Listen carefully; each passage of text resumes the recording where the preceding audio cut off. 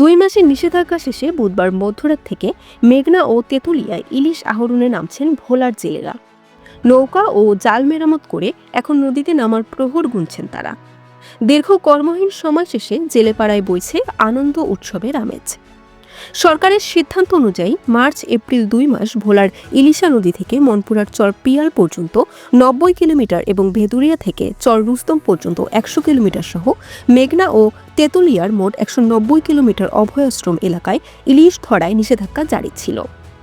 ভোলা জেলা মৎস্য কর্মকর্তার তথ্য অনুযায়ী এবছর নিবন্ধিত প্রায় 1,57,000 জেলে ও অতিরিক্ত প্রায় 90,000 জেলে ইলিশ আহরণে অংশ নেবেন।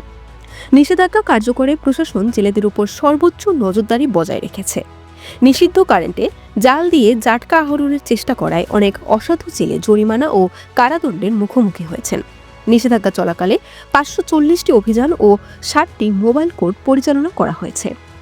সরকারের এই প্রচেষ্টায় অভয়াশ্রমে বেড়ে ওঠা জাটকা ইলিশ এখন বড় হয়ে সাগরে যাওয়ার জন্য প্রস্তুত। জেলেদের প্রত্যাশা, এবারের মৌসুম হবে ফলপ্রসূ। বরিশাল.নিউজ।